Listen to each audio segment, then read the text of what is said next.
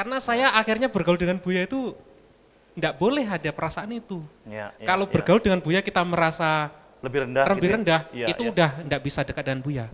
Jadi kayak teman nongkrong gitu dong. Harus kayak teman Egaliter nongkrong, ya. egaliter. Terus manggilnya boy gitu.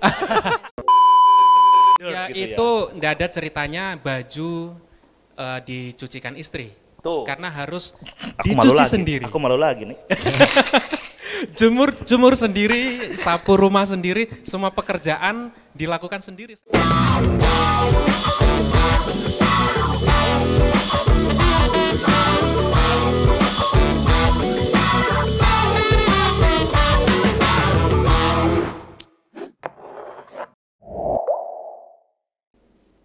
Masih bersama Hamburger Podcast yang hari ini dalam suasana memperingati Diversity Day bareng Suara.com.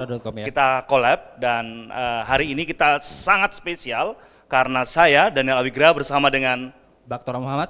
Nah, kita akan kedatangan dua orang, ya nggak kedatangan amat sih ya, Enggak, sih udah di sini dari tadi. Udah di sini. Udah di sini Lagi dari pula tadi. kan gue anak hamburger juga. Maksud gue adalah kita sangat spesial karena memang untuk menutup rangkaian Diversity Day yang sudah berjalan selama kurang lebih sebulan. Ya. Kita kemudian di sini akan membahas satu sosok ya yang kita patut kita kenang sebagai namanya? Ikon Sebagai diversity. ikon diversity. Iya. Tokoh juga maksudnya. Betul. Dia adalah cendekiawan. Lalu, pemikir. kenapa kita memilih beliaunya itu untuk diomongin hari ini? Karena dia adalah seorang cendekiawan, budayawan. Dia juga seorang bapak bangsa. Ya, dan beliau baru saja wafat. Itu yang kita juga perlu tekankan ya. Jadi ini seperti tribute mungkin ya. Betul. Malam ini ya. Betul. Kali ini. Kita akan mengenang sosok Buya Syafi'i Ma'arif bersama dengan Erik Taufani. Nama belakangnya disebutin dong. Ya, silakan. Saya ada nama marga, Iya. Somai. Erik Taufani Somai yang Ikan tenggiri nih atau Ya itu kalau itu siomay. Beda ya. Beda. Ini somai. ya, yang menjadi teman dekat Buya sampai akhir masa terakhirnya. Boleh diceritakan nggak? Iya, teman, ya sahabat juga, Sahabat. seperti anak sendiri juga, Ya. seperti murid dengan guru, dan ya Buya lengkap. Buya adalah sosok yang lengkap. Ya. Benar. Mas Erik, disclaimer dulu nih sebelum kita mulai ya. Oh iya, betul. Apa namanya? Kita hari ini karena kita mau ngomongin Buya, tapi kita nggak pengen sedih-sedihan ya, betul. gitu. Ya, Kalau bisa betul. jangan nangis-nangisan, Ya. meskipun nggak tahu deh akan bisa apa enggak Atau gitu enggak ya. artinya. Tapi intinya malah kali ini kita sebenarnya pengen ngerayain Buyanya gitu ya. Ya walaupun mungkin kita sedih, kita kehilangan, tapi Buya enggak mau kita sedih. Ya. Nah, itu aja. Tetap menyampaikan ya ceria lah. Ceria dalam arti Buya dirayakan. Iya, kematiannya dirayakan ya, dengan semangat-semangat dan nanti mungkin kita bisa gali lebih lanjut apa-apa saja yang kemudian diharapkan Buya untuk kemudian terjadi di era-era generasi-generasi yang akan datang. Ya, betul. Dan sedikit informasi, Mas Erik Taufan ini salah satu orang terdekat ya, Mas. Ya boleh dibilang begitu. Walaupun yang dekat sesungguhnya banyak juga. Ya enggak hanya saya, tapi Atau saya yang mengklaim dekat. Sering terjadi itu biasanya di kota-kota ya besar. saya hanya beruntung saja dekat dengan Buya. Ya. Ya, Mas, tapi kan tadi kita ngomong jangan nangis. Kata kita nggak mau nangis-nangisan malam ini. Dan itu tuh sebenarnya sesuai sama pesannya Buya ya. Enggak, Buya itu apa ya, di hari-hari terakhir tuh sudah sampai ngomong secara langsung kepada saya, kepada ibu lebih-lebih berkali-kali. Kalau kepada ibu, kalau kepada saya itu begini, Erik, nanti kalau saya mati jangan menangis. Itu di hari-hari terakhir Buya. Jadi apa ya, sesungguhnya Buya seperti sudah siap. Sudah keras ya. Kita yang nampak belum siap mungkin ya. Tapi Buya sudah siap. Artinya ada semacam firasat. Iya, saya rasa apa ya, orang kan enggak tahu ya kapan dipanggil. Ya, tetapi mungkin Buya sudah merasakan hari-hari terakhir itu sampai pesan jangan menangis kalau saya mati. Firasat ya. Ya, firasat itu. Kemudian juga sempat menyinggung bahwa sebentar lagi saya ulang tahun kata Buya ke 87, saya enggak tahu saya nanti akan selesai di hari ulang tahun saya atau sebelum itu. Itu sempat juga terucap oleh Buya. Ya, berarti meninggal tanggal 27 ya. Sementara ulang tahunnya tanggal 31 Mei ya. Berarti nggak nyampe. Iya, hanya tinggal 4 hari saja. Hanya 4 hari sebelumnya. Jadi Buya jatuhnya di hari Jumat itu. Iya. Ya. Jumat itu katanya kalau dari Islam hari yang baik. Iyalah ya kita berdoa semoga husnul khatimah kan. Amin. Dan kan tanggal 27 Buya ternyata orang ke-27 yang dimakamkan di situ. Oh iya. Ya ada nomornya. Yang di Kulon Progo itu Mas Erik? Iya, itu kan pemakaman husnul khatimah milik PKU. Dan itu baru, dan Buya nomor 27 yang dimakamkan di situ. Kok Buya bisa gini, Buya ngomong jangan nangis nanti kalau saya meninggal. Saya dengan Buya ngomong gitu aja saya pasti udah nangis duluan gitu. Nggak usah nunggu meninggalnya. Ya itu pesan Buya yang saya sendiri enggak bisa melaksanakan.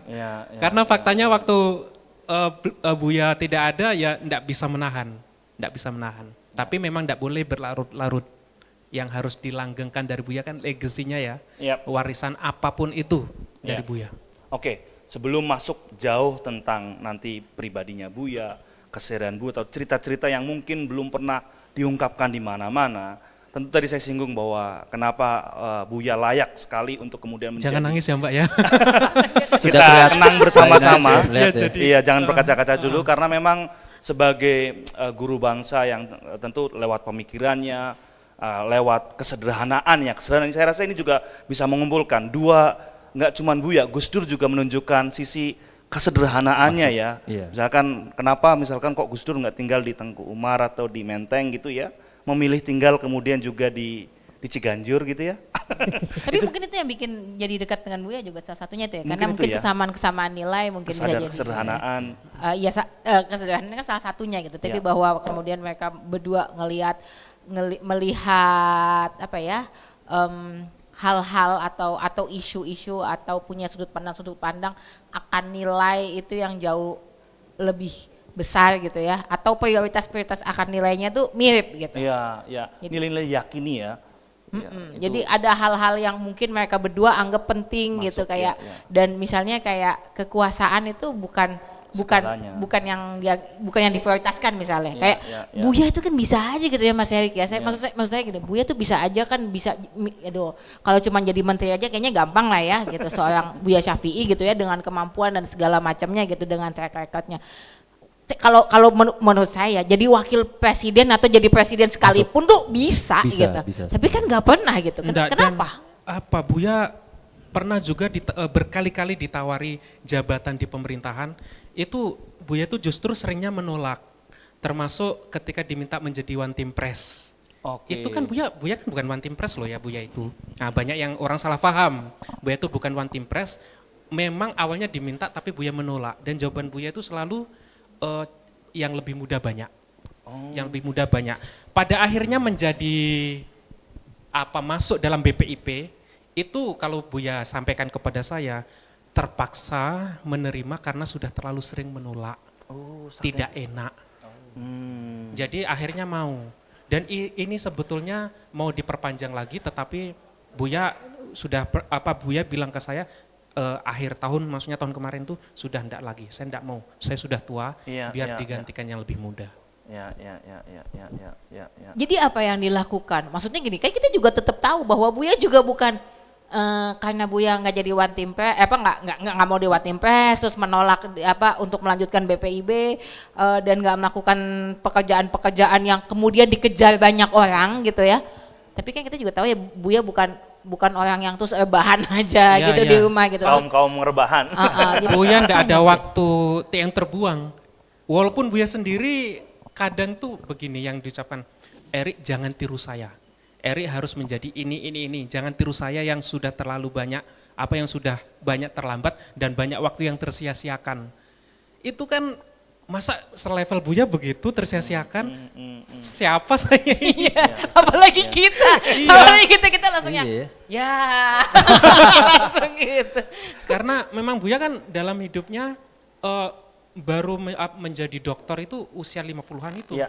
Kemudian kiprah kebangsaannya juga di usianya yang sudah tua. Nah itu mungkin Buya itu merasa andai kata bisa diraih dulu lebih muda bisa lebih banyak mungkin yang itu kali ya. Jangan seperti saya, sudah banyak waktu saya yang tersia-siakan. Nah sebelum jauh lagi ya, dulunya Mas Erik gimana pertama kalinya bisa ketemu untuk kemudian menjadi teman dan juga kemudian dipercaya oleh Buya untuk kemudian bekerja dalam banyak hal, itu gimana ceritanya? Ini banyak yang tanya juga kok bisa, dan mungkin banyak yang iri dalam tanda kutip positif betul. Kok bisa begitu, saya yang orang desa, anak desa, secara status sosial tuh Buya tuh di langit menurut saya waktu itu, sementara saya tuh di bumi aja tersungkur kan. Kebetulan kok, jadi saya tuh dilibatkan mualimin sekolahnya Buya waktu SMP SMA itu. Itu kan pernah roboh karena gempa Jogja. Buya terpanggil untuk menjadi ketua panitia, bahkan Buya saya yang jadi ketua panitia. Itu artinya Buya yang mencari uang. Dan itu tim yang tidak ada fee-nya Rp1 pun. Tetapi Buya keliling kemana-mana, terbangun. Setelah itu Buya berniat untuk mengembangkan lebih jauh karena animo masyarakat yang menyalurkan banyak dan di situ juga nggak muat. Dikembangkan di Sedayu. Nah, saya diminta untuk menjadi sekretaris eksekutif. Jadi bukan bagian dari tim, tapi kalau ada rapat tim dicatat. Nanti di SMS waktu tahun 2012 tuh masih SMS. Ini bapak-bapak ini diundang, kita rapat, seperti itu. Nah, waktu rapat pertama saya dikenalkan dan Buya melirik saya, itu lirikan Buya pertama, sambil tersenyum. Saya merasa nampaknya Buya ingin jangan ada sekat sosial, jangan ada rasa seakan-akan kita ada sekat sosial, kita sama. Karena saya akhirnya bergaul dengan Buya itu enggak boleh ada perasaan itu. Kalau bergaul dengan Buya kita merasa lebih rendah, itu udah enggak bisa dekat dengan Buya. Jadi kayak teman nongkrong gitu dong. Harus kayak teman nongkrong, egaliter. Terus manggilnya Buy gitu. Enggak gitu juga, Pak. Buya awalnya enggak mau. Apa panggilan Buya ini? Kalau ditambah A di tengah menjadi buaya kan? Buya itu awalnya biasa saja lah. Panggil apa namanya Pak Syafi'i atau apa. Jadi Buya itu begitu. Dengan kita pengennya ngehormatin terus gitu. Iyalah. Kalau saya ngantar kawan-kawan muda biasanya minta tanda tangan untuk beasiswa kuliah, LPDP dan lain sebagainya itu, teken di nama Buya di situ ada Profesor Doktor. Buya itu selalu tanda tangan, apa ini Profesor Doktor? Nggak ada gunanya. Kadang-kadang Buya sendiri sampai begitu. Oke. Dihapus saja. Artinya dia mencoba untuk lebih rendah. Iya, apa ya Buya itu, saya nggak tahu ya, mungkin ada orang-orang dalam level tertentu memang dia seperti udahlah lepas iya apa itu selesai dengan diri selesai dengan diri sendiri, selfless gitu ya, udah nggak mikirin dirinya sendiri gitu ya. Terus kalau nggak mikirin diri sendiri terus apa yang dipikirin? Buya memikirkan bangsa. Buya kan sampai begini, Buya itu menulis di memoirnya itu begini, dalam usia yang sudah sangat larut ini, agenda utamaku adalah turut berbuat sesuatu betapapun kecilnya supaya Indonesia sebagai bangsa dan negara tetap utuh. Itu, lu bayangin nggak? Lu bayangin betapa nggak? Kecilnya katanya. Buya itu nganggep dirinya segala upayanya tuh kecil. Lah apalagi kita gitu ya. Buya ya kecil apalagi kita ngapain? Makanya kita cuma bahan doang. Ya Allah. Banyak kan pesannya berbeda dalam persaudaraan, bersaudara dalam perbedaan. Dalam ya sebenarnya itu ya. Itu. Wow. Ngerti sedalam-dalamnya. Tapi gini ya, dalam berteman tadi egaliter nih ya. Ini kan Buya sosok yang sangat besar. Sementara mau nggak kalau kayak Buya, saya bawain tasnya deh. Kalau saya mau banget tuh. Mau nggak kayak gitu? Aku bawain tasnya aja udah saya senang. kapok dimarahin. Selalunya kalau jangankan membawakan, menawarkan diri untuk membawakan saja dimarahin. Selalu yang diucapkan Buya, Anda ini dikira saya tidak bisa membawa tas saya sendiri. Itu ya kita semua ingat ya gitu. Yang ada meme yang sangat ikonik dari Buya yaitu naik sepeda kemana-mana gitu kan ya. Viral Itu ya apa yang kemudian kalau menurut saya ya itu tadi mungkin penyataannya. Emangnya saya nggak bisa gitu ya. Itu juga maksudnya bahwa kemudian kemana-mana naik sepeda itu juga karena semangat. Bukan pencitraan ya. Itu setiap hari yang viral itu kan ada cuma, yang naik sepeda juga ada yang betul. naik transportasi umum juga ada. Ya, Ada. tapi Naik MRT pertanyaannya gitu ini sepedanya belinya harus pakai pesawat apa namanya ya? Oh iya. Maskapai negara gitu bukan ya? bukan BUMN lah ya, gitu ya. bukan kan? Orang Bukan. sadelnya juga udah Harus rusak. diambil saya lihat. dari negara mana gitu enggak dong kan? sepedanya itu apa sadelnya aja udah bolong. Bolong ya. Oke. Sadelnya bolong itu sepeda Buya itu ada di rumah. Nah, itu bener sepeda bukan pencitraan kalau kayak gitu. Bukan. Jadi kenapa Buya sampai sepedaan terus kemana-mana? Ya, karena ya biar sehat. Jadi itu bukan apa ya? Itu bukan hanya sekali dilakukan kemudian viral. Itu Buya setiap hari. Buya setiap hari itu ya itu. Sepedaan kemana-mana, belanja ke pasar pakai itu. Terus nanti mampir ke pos satpam, beli obat di apotek dengan sepeda itu dan itu setiap hari. Dan ada jamnya. Selalunya, saya jam disiplin ini harus bersepeda, artinya biar sehat. Di samping juga Buya biar fresh otaknya, keliling kampung. Iya. Biar healing gitu. Iya. Sambil jalan. Healingnya Sepeda. Healingnya beneran ya. Iya. Jadi Sederhana bukan yang juga. kayak Itu bukan pencitraan. beberapa hari gitu. nggak Pernah ada staycation. satu cerita kan, Buya pernah viral karena di kereta itu loh, di gerbong naik kereta Iya, dari betul. Jakarta ke Bogor apa ya? Iya, KRL. Saya sama Buya pernah dari Jogja ke Solo naik Paramex yang 8.000 Paramex, itu iya. tiketnya. Dan ke Solo itu dalam acara seminar resmi di UMS Muhammadiyah Surakarta. Nah, kita naik itu sama sekelilingnya kan anak-anak muda mahasiswa kan biasanya seliwar-seliwar kayak gitu. Itu anak-anak muda. Padahal ketika di perjalanan, Buya baru ada telepon, sudah ada yang jemput di rumahnya. Padahal kita sudah jalan.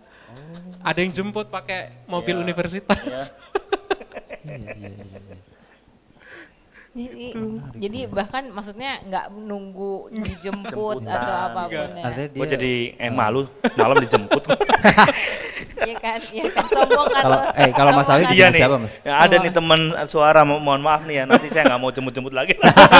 dengan Buya jadi malu. Tapi saya. kata Buya ndak harus se-ekstrem itu. Buya sendiri bilang kalau Pak AR itu kan sangat sufi ya, tetapi kita tidak harus se-ekstrem itu. Tetapi jangan maksudnya fasilitas umum dan lain sebagainya untuk kita itu Buya ndak begitu. Tapi itu yang menarik ya, maksudnya saya selalu ingat ya karena Buya itu kan deket banget sama bapak saya gitu ya. Dan ini kan sebenarnya menarik karena dari awal gitu ya, dari saya kecil gitu mungkin dari saya lahir, ini adalah dua orang dari dua kubu yang selalu dianggap berantem gitu, gitu ya kan. Jadi kayak karena yang satunya nggak kunut, satunya kunut gitu misalnya, atau satunya talil, satunya nggak talil gitu. Atau 23 apa 11 gitu kan, puasanya lebarannya kapan gitu kan, 30 hari apa 29 kayak gitu-gitu loh. Dan itu kan selalunya dianggap berseberangan padahal sebenarnya enggak gitu. Dan ini menarik karena dua tokoh ini kemudian ternyata nggak seberseberangan itu seperti yang selalu distigmakan oleh publik gitu ya. Bahkan mereka berdua tuh kemana-mana bareng gitu, dan maksudnya sering banget kerja sama bareng di WCRP misalnya, mereka kan kerja bareng juga gitu ya, salah satu kerja bersamanya. Nah yang menarik itu adalah Buya itu pertemuan saya terakhir dengan Buya itu, Buya ngomong gini, kamu tahu nggak kenapa saya dibully sama banyak orang gitu. Ya, jadi jangan, maksudnya gini, Buya yang sikapnya udah segitu rendah hati, sudah segitu luar biasa aja masih dibully gitu ya. Terus kenapa Buya gitu kan? Iya, saya ini dibully gara-gara bapakmu. Gitu. Terus lah kenapa Buya? Ya karena bapakmu udah nggak ada. Kalau bapakmu ada saya nggak dibully, dia yang dibully. Gitu. Jadi tapi bener, meme-nya lo waktu Buya mangkat meninggal itu wafat, kamu nge-share satu gambar di mana mereka bertemu di sorga bareng Buya, kemudian Romo Mangun dan Gus Dur. Jadi memang apa namanya saking dekatnya gitu ya. Selamat ketemu di sini gitu. Lu gitu kan? Iya. Saya pulang, ketemu lagi. Ketemu lagi gitu. Tapi memang kalau balik sedikit ya untuk di hari-hari terakhirnya Buya, mungkin kita penasaran juga nih, apa yang kemudian kita bisa pelajari sebagai orang-orang yang kemudian ditinggalkan oleh Buya atau Gus Dur gitu ya.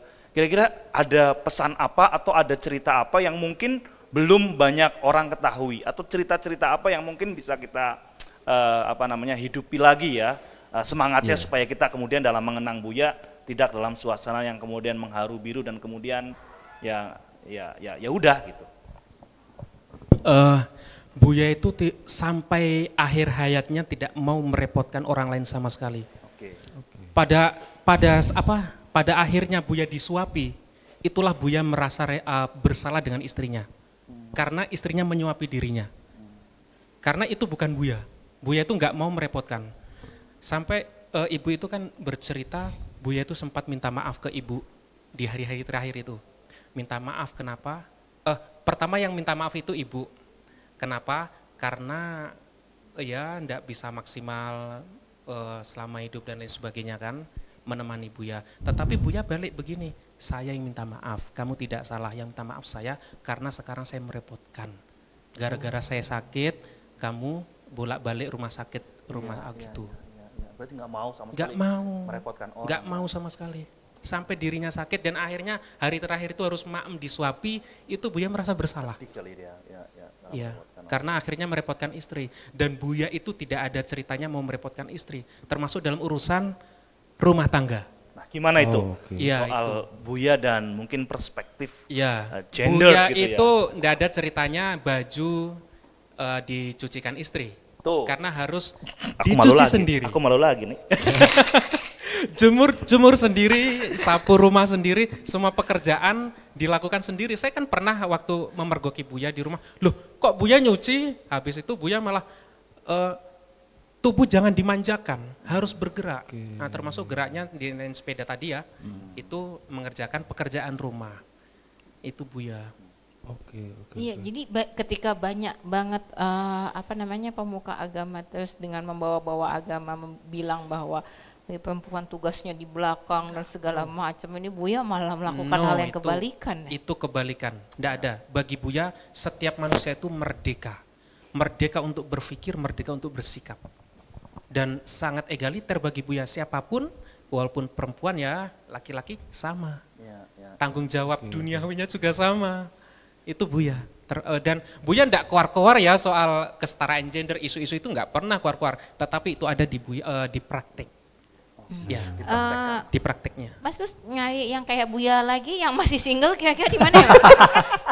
Saya sendiri peminat banyak nih. Saya sendiri malu. Saya sendiri malu bicara seperti orang ini. Mungkin tuh kayak gitu enggak, Putra? Kalau aku sih enggak. Kalau aku enggak. Tapi kadang-kadang. Buya pandai masak Buya itu, dan masakannya enak. Lebih enak dari masakan Padang yang biasa. Ya karena orang kampung, bujang kampung di sana semua harus pandai masak karena nantinya akan merantau. Itu kan kultur ya, kultur di daerahnya. Jadi itu. Jadi memperlakukan pekerjaan domestik, masak, nyuci, itu bukan nyapu, itu perempuan. bukan masalah gender, tapi itu masalah skill yang harus dimiliki tiap orang gitu ya. Iya, dan enggak tahu di Minang memang status perempuan kan spesial ya, maksudnya ada budaya itu. Matrilinear di sana. Tetapi ketika Buya sama ibu ke Jawa, Buya itu sangat adaptif terhadap kultur Jawa. Buya sangat memahami budaya Jawa. Walaupun orang Minang yang mungkin material khia, di Jawa Buya sudah sama, laki-laki dan perempuan. Dan ada satu lagi, kenapa Buya itu selalu menerima tamu di masjid. Selain karena Buya itu kalau sholat di masjid ya sangat disiplin soal itu, dan tamu disambut di masjid supaya tidak merepotkan istrinya. So sweet. Jadi kalau istrinya sendiri mungkin suka-suka saja melayani tamu, menjamu tamu, karena memang ajaran agama demikian kan, ikramu duyuf itu. Tetapi bagi Buya berbeda. Karena tamunya Buya dengan tamu kita beda. Kalau kita mungkin seminggu sekali belum tentu, Buya itu hampir setiap hari ada tamu. Dan tamunya sering. Benar-benar itu ya kalau itu ya. Oh benar-benar. Maksudnya benar-benar kalau memang tiap hari bertamu, akhirnya merepot, artinya membuat betul kan? Karena nggak punya pembantu. Nggak punya pembantu. Iya, dan ibu sudah tua juga. Ibu saat ini umurnya 78. Buya 87, ibu 78. Jadi sudah sepuh dan sendiri. Nah itu kan enggak tega Buya. Akhirnya tamu disambut di masjid siapapun. Termasuk gubernur, TGB kan Tuan Guru Bajang pernah ke masjid, duduk bareng bersila di situ pas Isya datang, waktu Isya Tuan Guru yang jadi imam, Tuan Guru yang kultum. Buya begitu. Mas aku mau ini kan waktu Buya meninggal, maksudnya kan ya itu tadi yang aku bilang, Buya sama Gus Dur itu dekat dan kemudian hubungan mereka kemudian mengubah banyak hal di Muhammadiyah dan NU gitu, yang tadinya dianggap adep-adepan gitu, sebenarnya malah lebih banyak kemudian terutama hari ini ya kita melihat kesamaan mereka dan keguyupannya gitu, dan Buya dan Gus Dur itu kan dua tokoh yang kemudian melakukan perubahan besar itu gitu. Nah termasuk kenapa kami di NU begitu menyukai Buya, karena Buya itu orang Muhammadiyah tapi ma'arif. Ya kan? Iya. Luar biasa itu. Sudah ma'arif Syafi'i lagi. Iya betul. Ya kan? Orang NU apa? Produk lengkap ya? Iya itu kan. Nah itu ya itu kan yang menarik. Sudah ma'arif Syafi'i lagi. Makanya sampai kami itu waktu Buya kemarin meninggal, akhirnya melakukan tahlilan karena merasa bahwa bentuk kehilangan, bentuk kecintaan gitu ya, bentuk penghormatan gitu ya. Tapi sebenarnya kalau di keluarga sendiri gitu, ya memang betul kemarin di keluarga kami kan minta izin gitu untuk tahlilan dan diperbolehkan tentu saja. Tapi sebenarnya gimana kemudian di lingkungan Buya memandang hal itu gitu sebenarnya? Malah ya tersentuh. Kami malah tersentuh dan tidak menyangka seperti ini begitu loh, penghormatan orang termasuk yang berbeda itu sedemikian kuat. Tidak hanya yang tahlilan itu Mbak, saya beberapa hari yang lalu kan saya masih kerap ya ke makam. Itu waktu saya datang masih ada tenda yang baru dibersihkan, karena tenda itu sebelumnya dipakai untuk ziarah tahlilan juga dari Fatayat Kulon Progo. Ada 50 orang datang. Di makam itu Mas? Di makam itu. Jadi sampai hari ini pun banyak orang datang dari berbagai kalangan. Dan no problem, malah tersentuh begitu loh kami. Memang di keluarga, di kultur Muhammadiyah tidak melakukan yang sampai begitu. Tapi ketika ada orang datang dan itu berbeda dan melakukan seperti itu, justru ya tersentuh. Oh memang Buya luar biasa, diterima oleh siapapun. Dan yang datang ke rumah tidak hanya Muhammadiyah, NU, yang Kristen, Katolik, Hindu, Buddha juga datang. Semua kehilangan ya? Ya semua kehilangan. Anyway, mungkin sedikit ya soal supaya kita nggak terlalu mengharu biru dan larut. Coba dari Mas sendiri, kira-kira apa sih pemikiran apa dari Buya yang kemudian sampai kemudian dengan kekuatan intelektualnya, kemudian keberaniannya gitu ya, sampai akhirnya semua kalangan mengakui. Kira-kira prestasi Buya itu apa sih sampai seperti itu ya? Jadi memang kemudian sekat-sekat, apalagi cuman mungkin NU Muhammadiyah, agama pun luntur kan kalau tadi ceritanya. Itu apa kira-kira yang diwariskan sama Buya atau yang diajarkan Buya? Buya itu selalu mengatakan kalau prinsip termasuk prinsip keagamaan kita disampaikan dengan dua kunci, itu kita kokoh saja dengan prinsip itu. Apa itu yang dua? Yang pertama aklun sahih, yang kedua qalbun salim. Apa itu? Jadi intinya itu akalnya itu benar, argumennya itu oke, kuat, hatinya tulus, hatinya bersih. Antara akal sama ini ya? Iya, nah itu, dan disampaikan dengan bahasa hati, itu yang selalu gue katakan. pesan itu, bahkan kata dakwah itu dia harus disampaikan dengan bahasa hati. Itu kan abstrak begitu loh, tetapi kita bisa menangkap maksud Buya itu. Bahasa hati itu maksudnya apa? Dan kata Buya juga kalau pesan itu disampaikan dari hati, pasti jatuhnya ke hati. Nah itu saya rasa karena itu juga dan banyak faktor lain tentu. Mbak jangan sedih dong, saya jadi ikut sedih loh. Sepertinya Mbak Ines sudah berkaca-kaca. Mau saya pecahkan kacanya? Gimana? Iya, saya satu hal nih, aku mau nambahin dong. Kenapa Buya, prestasinya Buya yang menurut aku spesial itu dari Buya adalah salah satunya Buya itu nggak hanya yaitu ya persoalan jujur tentu saja ya. Kita bisa melihat itu dengan sangat gamblang, itu maksudku integritas. Jadi Buya itu pertemuan kami terakhir itu adalah di KPK tahun 2019 ya untuk pembelaan teman-teman yang korban TWK. Belum sebelumnya gitu. Jadi karena Buya juga melihat adanya upaya-upaya misalnya yang pelemahan gitu ya. Upaya pemberantasan korupsi terus kemudian dilemahkan misalnya, atau waktu itu kalau nggak salah sama kasus pemilu ya yang kemudian akhirnya memecah belah juga gitu kan 2019 polarisasi gitu. Nah tapi aku ketemu Buya itu terakhir pas di KPK itu dan aku kaget karena maksudnya gini, Buya itu benar-benar jauh-jauh datang gitu ya dari Jogja hanya untuk hal itu gitu. Untuk aksi itu? Iya, maksudnya karena dia anggap itu penting ya dia datang. Tapi kan maksudnya gini sebenarnya kan tokoh seperti Buya kita semuanya ya kalau dia nggak datang ya nggak apa-apa juga, maksudnya kita juga pasti akan kita maklum gitu dengan usia beliau dan segala macam, tapi beliau tetap masa itu perlu dan beliau turun beneran gitu di antara semua orang itu gitu. Jadi itu menurutku luar biasa banget gitu ya, integritasnya bahwa ini penting untuk dilakukan, ini penting untuk diperjuangkan dan dia jalan ya. Dan dia jalankan itu.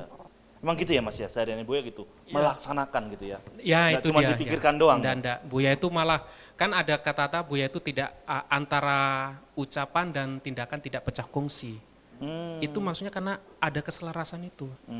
Itu Buya, memang Buya itu begitu. Dan kepada anak-anak muda, generasi yang paling disenangi Buya itu anak-anak muda sesungguhnya. Makanya sangat welcome dan justru Buya itu banyak dengar. Buya itu pendengar yang baik. Nah kalau ada anak-anak muda selalu disambutnya di masjid itu. Jadi tidak ada sekat betul-betul. Makanya saya sering ke sana dan sering ngajak kawan. Dan kawannya ganti-ganti maksudnya karena banyak yang pengen ketemu. Dan Buya welcome sekali.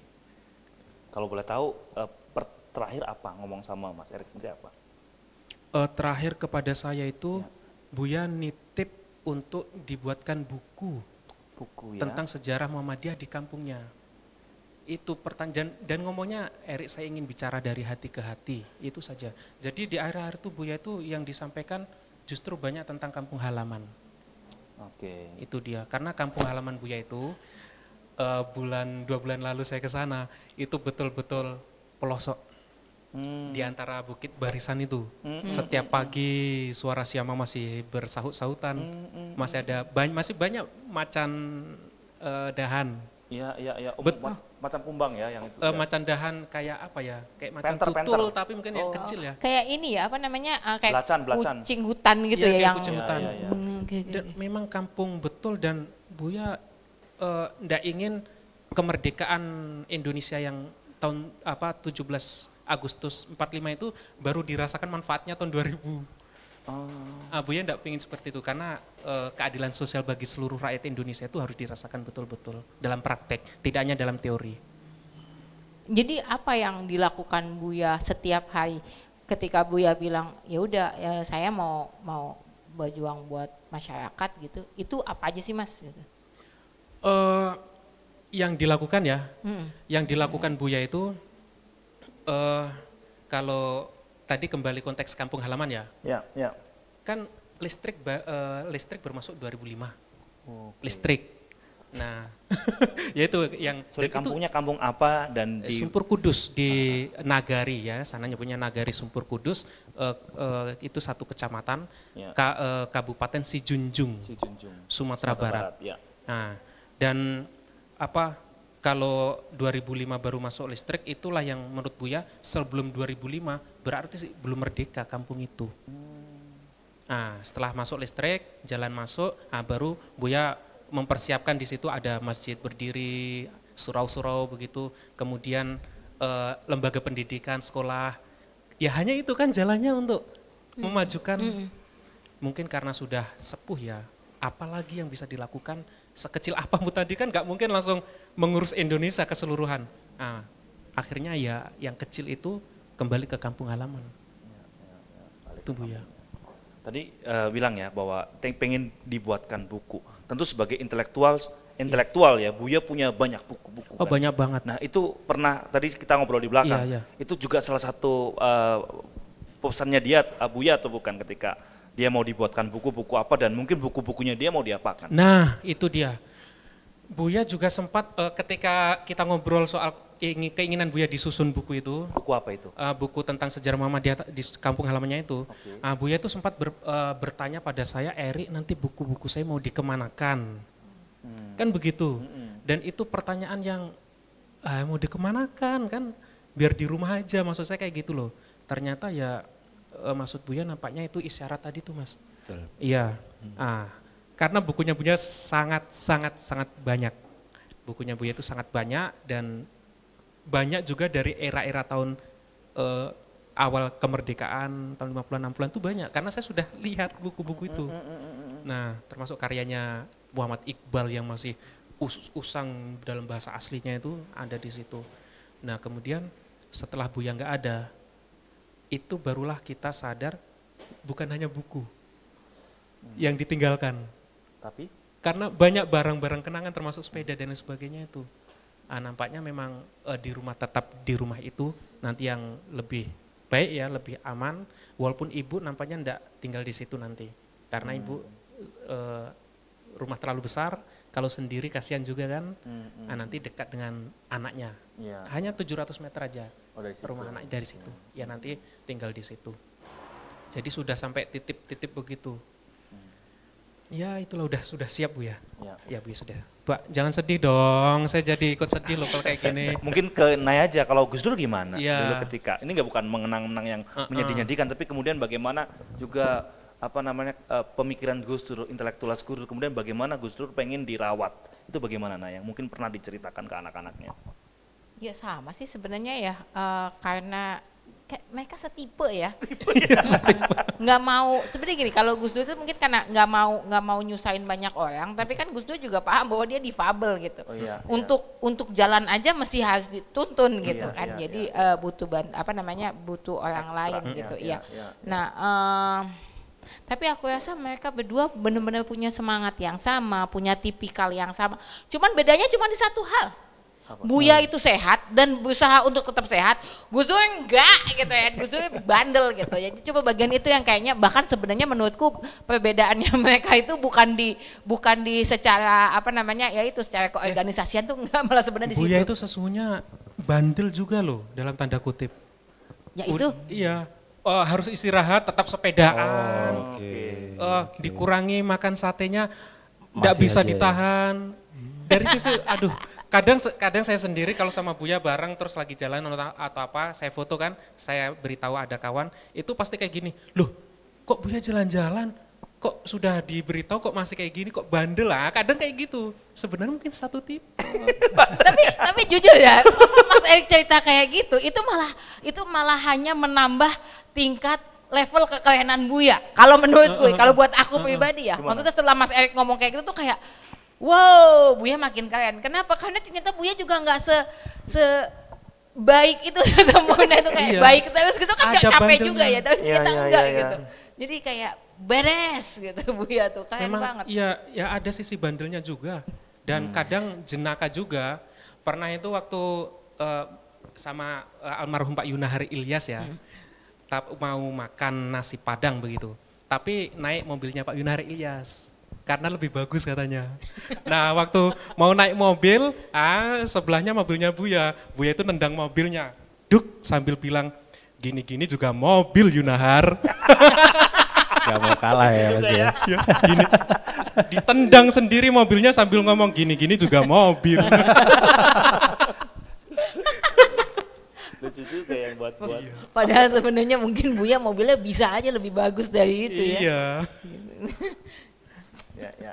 Mungkin satu lagi ya yang aku pengen tahu tentang Buya dan kemudian apa yang kemudian mau bisa kita teladani bareng-bareng ya. Mungkin dari aspek keseharian tadi sudah, dari aspek intelektual, mungkin dari sisi aspek yang mungkin belum pernah diceritakan dan diketahui banyak orang. Kira-kira apa yang kemudian bisa diceritakan di podcastnya Hamburger dan Suara ini yang mungkin fresh new gitu ya? Mungkin ini aspek religius Buya. Religiusitasnya. Iya. Jadi Buya itu kalau mungkin dari kawan-kawan atau siapa kebetulan mengiringi dekat begitu dan terdengar adzan itu kayak harus sholat. Nah itu Buya. Termasuk kalau dalam acara begini Buya ngisi, itu sudah nanti curi-curi waktu ke belakang sambil duduk begitu sholat. Itu Buya. Termasuk sholat malam. Buya itu sholat malamnya sangat kuat. Iya, sholat tahajud. Buya itu kan jadwal tidurnya habis isya. Sebenarnya habis isya kecuali kalau ada tamu ya. Ada tamu nanti lain. Nah kalau nggak ada tamu habis isya Buya tidur. Bangunnya kalau nggak jam 2, jam 3. Terus saya tanya, Buya jam 2 itu bangun terus ngapain? Alasannya nulis. Buya kan harus nulis ya setiap hari Selasa di Resonansi Republika itu kolomnya Buya dan di koran-koran yang lain juga. Nah nulis, padahal sebenarnya Buya sebelum nulis itu sholat dulu. Ya. Dan saya pernah memergoki waktu ke Jakarta dalam acara yang padat bulan Ramadan, melelahkan, itu waktu jam 2 atau jam 3 saya ngelilir ya di apartemen itu waktu kami udah istirahat. Ngelilir, tahu ngelilir enggak sih? Tahu. Ya ngelilir itu ya. Kebangun gitu aja. Ya, kebangun. Malam. Nah saya ke belakang, pintu kamar Buya itu terbuka. Disitulah saya melihat betul-betul Buya duduk menghadap ke kiblat sholat. Padahal lelah itu saya sendiri merasakan. Lelah, jadwal padat dan bulan Ramadan. Tetap puasa. Nah itu. Jadi kalau Mas Erik ngelihat itu, menyaksikan itu karena ngelilir guys, bukan karena dia juga mau sholat. Bukan. Bener, soalnya setelah dari kamar mandi lanjut tidur lagi. Iya. Tapi ya gimana, Mas Erik adalah kita. Nah ini terakhir nih kalau dari saya, nggak tahu nanti teman-teman ya, tapi bagaimana Buya ngelengkapin tadi soal bagaimana menghargai istrinya ya, tapi kemudian bagaimana Buya juga menghargai ibu ya, apa cerita mungkin kisah-kisah romantismenya atau cerita-cerita yang mungkin yang anak-anak muda tuh bisa teladani dari pasangan Buya dan ibu, mungkin itu sama soal kesehatan. Gimana Buya juga soal kesehatan ya, makan sate terus-terusan tapi takut nggak dia tuh kemudian kena kolesterol dan sebagainya, itu gimana tuh dua hal itu? Ya pertama soal sate ya. Soal sate dulu deh. Buya itu kayak los apapun dikonsumsi, catatannya satu, gula dikontrol. Jadi Buya enggak mau konsumsi gula. Kalau berarti sate tanpa nasi? Mengurangi nasi. Mengurangi nasi, oke. Mengurangi nasi. Tapi masih lahap, yang jelas dikontrol saja. Buya itu kan gulanya terkontrol sekali. Biasanya pakai gula palsu itu loh. Oh iya. Ya, jangan sebut merek. Gula palsu aja ya. Gula palsu. Nah biasanya pakai itu aja, kalau enggak teh tawar. Tapi selain itu los, kata Buya, kalau kita makan ini, asalkan gula terkontrol, aman. Karena Buya itu ya kan temannya banyak, termasuk dokter kan. Nah, bahkan Buya tahun 2018 kalau nggak 19 itu kita masih makan durian bareng. Wow. Durian ya? Iya masih makan durian. Tapi enggak bermasalah ya? Enggak, dan kayak enjoy, kayak ya itu Buya itu begitu. Jadi kalau kita kadang takut makan ini, enggak dengan Buya los semuanya. Dan ketika meninggal itu di jantungnya, bukan di apa itu bukan, tapi jantung melemah dan usia pun sudah 87. Jadi tidak ada penyakit apa-apa, enggak ada. Itu sate. Kontrol gula ya. Terus tadi soal ibu ya. Iya, untuk Nay nih pertanyaan ya. Romantismenya nanti tambah ya, romance. Buya sama ibu tuh biasa debat loh. Kalau di rumah, tapi ya biasa lah rumah tangga, kadang saya dengarkan lucu juga ya. Kadang ada teriaknya juga. Tapi itu lucu tapi romantis. Dan yang romantis lagi tuh kalau berangkat ke masjid, gandeng tangan itu. Sweet banget ya. Bareng ya. Sweet banget itu. Ya kan dekat ya, masjid dekat. Tapi saya ngeliat, kok Buya romantis banget ya sama ibu.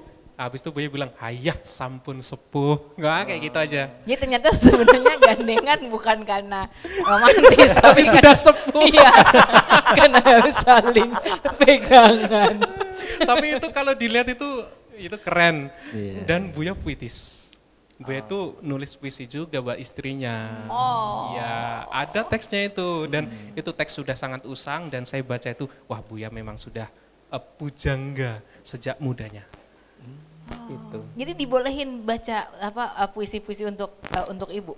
Iya, itu Buya melakukan itu. Gitu. Bahkan sampai Buya sepuh masih tetap. Kalau sepuh, kalau sudah berpuisi mungkin agak malu ya. Artinya ya sudah tua gitulah mungkin menjalani hidup dengan normal.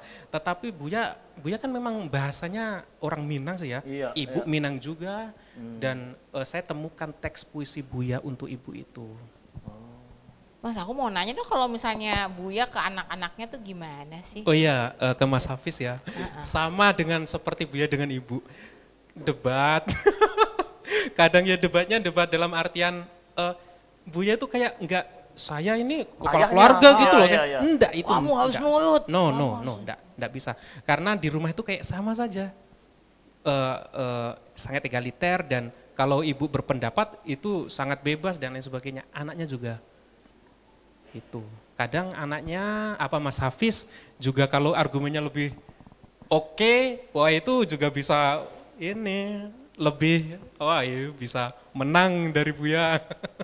Jadi maksudnya Buya itu enggak segan ya mengakui bahwa misalnya anaknya atau istrinya argumennya lebih baik gitu misalnya. Enggak apa-apa, enggak masalah dan itu sehari-hari memang ya itu biasa gitulah. Jadi demokrasi dalam Buya itu dipraktekkan juga di rumah tangga ya. Iya. Siapapun punya argumen, siapapun punya hak untuk kemudian nanti menentukan seturut argumennya dia yang paling kuat gitu ya. Betul.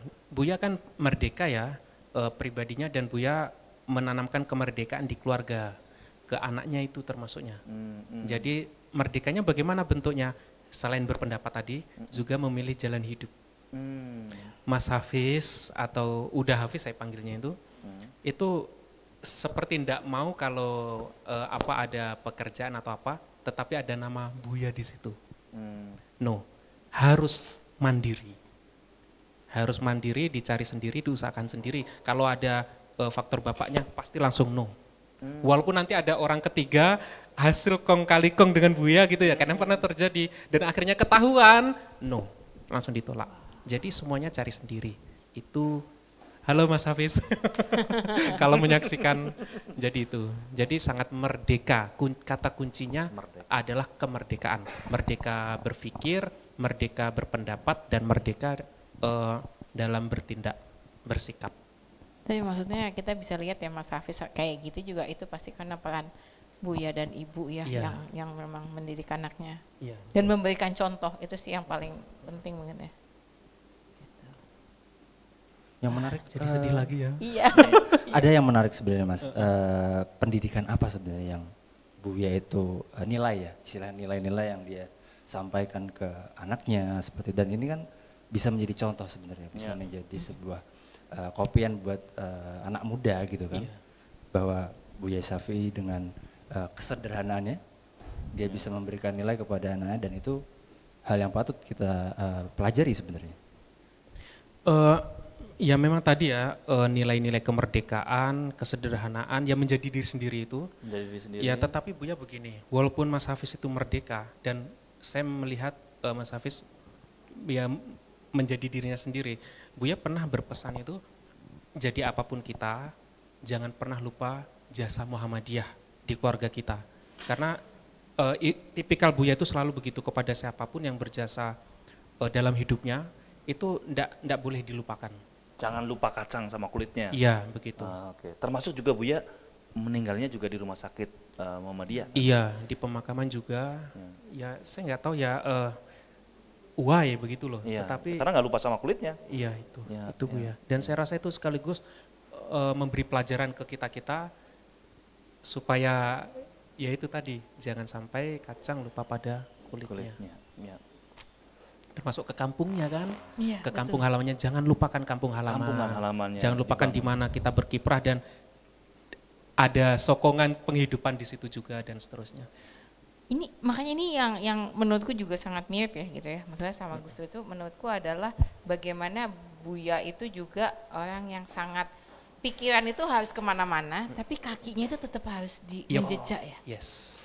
Di mana langit bumi dipijak, langit dijunjung. Itu dia. Dan itu diamalkan ya. Diamalkan. Dan tadi ke Muhammadiyah tadi kan, Iya. terus ke kampung halaman, termasuk ke sekolah yang mendidiknya, mu'alimin. Kan dibangunkan setelah gempa itu Buya yang membangun. Jadi kita emang nggak boleh lupa akal gitu. Iya, jangan lupa. Udah dibikin sampai jadi kayak gitu. Iya. Terus, siapa kamu siapa? Gitu Iya, kan. janganlah. Ya. Alright, sekarang saya rasa cukup dulu kali ya. Iya, nanti nggak episode kali habis-habis. ini karena nggak mungkin habis untuk mengupas sisi apapun yang mungkin bisa kita kuliti dari sosok Buya Syafi'i Ma'arif yang kali ini kita kenang dalam konteks perayaan Diversity Day tahun 2022. Kita belajar soal kesederhanaannya, kita belajar bagaimana kemudian dia cukup demokratis di keluarga, kemudian juga sangat romantis ya, tapi yang mungkin dan egaliter gitu ya, tapi yang mungkin menjadi bahan refleksi kita bersama para pemirsa Hamburger dan juga Suara soal kemerdekaan. Kita refleksikan apakah di rezim ini juga kita sudah merdeka? Silahkan temukan jawabannya di kolom komentar. Terima kasih, saya Daniel Awigra. Saya Naya Wahid. Erik Taufani, Somai. Siomainya dan Dr. Muhammad. Terima kasih, sampai ketemu lagi. Salam sehat semuanya. Bye. Bye. Thank you. Bye.